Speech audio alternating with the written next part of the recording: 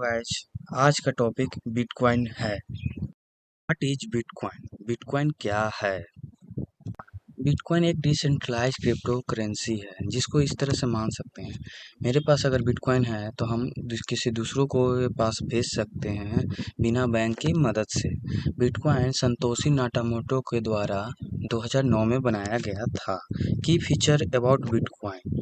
Bitcoin का क्या है जो खास बनाता है? पहला, इसको हम मानते हैं डिसेंट्रलाइजेशन। जैसे मेरे पास अगर बिटकॉइन है तो उसका ऑनर हम होंगे, कोई गवर्नमेंट, मेरे देश का गवर्नमेंट नहीं है। अगर हम चाहते हैं अपना बिटकॉइन किसी दूसरे पर्सन को भेज सकते हैं भेजना, तो बिना बैंक के शामिल किए हुए हम ये ट्रांजैक्शन कर सकते हैं। कोई भी सरकार हो उससे हमें कोई मतलब नहीं, ये हमें राइट टू प्रॉपर्टी का फीचर देता है। बिटकॉइन भेजने के लिए एक वॉलेट एड्रेस होता है जो एक पर्सन के पास अलग अलग होता है। अगर हम रिसीव करना चाहते हैं तो रिसीवर वॉलेट एड्रेस सेंडर को भेजते हैं, जिससे सेंडर रिसीवर वॉलेट एड्रेस का एड्रेस डाल के बिटकॉइन भेज सकता है।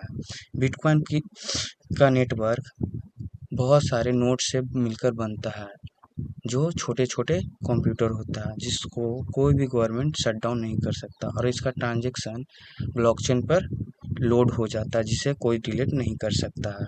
बिटकॉइन का एड्रेस इस तरह से दिखता है। ये हो गया एड्रेस।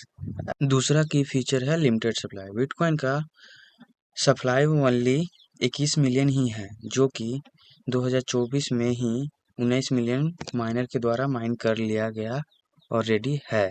बिटकॉइन का लिमिटेड सप्लाई जो कि 21 मिलियन ही है, 19 मिलियन बिटकॉइन माइनर के द्वारा माइन कर लिया गया है 2024 में ही।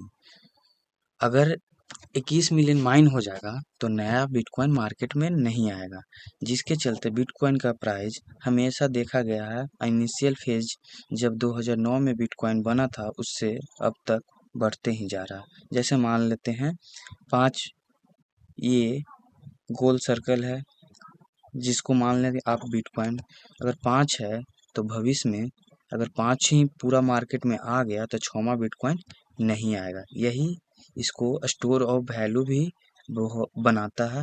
इसका की फीचर है माइनिंग।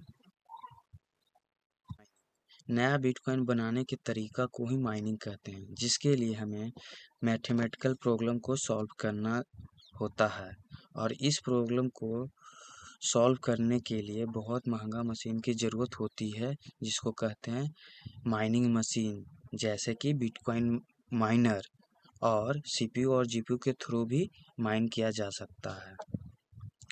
और एवरेज ब्लॉक रिवार्ड होता है जो 10 मिनट होता है, और हर 4 साल के बाद ब्लॉक रिवार्ड जो होता है आधा घटकर 50% हो जाता है, और डिफ़िकल्टी हाई से हाई होते जाती है। जैसे कि एग्जांपल मान लेते हैं, इनिशियल में कितना है 1 2 3 4 5 6 7 8, मान ले कि बिटकॉइन 8 जनरेट हो रहा है और 4 साल के बाद सिर्फ 4 ही जनरेट होगा, और अगले 4 साल के बाद सिर्फ 2 ही हो जाएगा, और ये प्रोसेस तब तक चलता रहेगा जब तक 21 मिलियन बिटकॉइन माइन नहीं हो जाता है। यही सब रीजन है जिसके चलते बिटकॉइन फ्यूचर है मनी मार्केट का।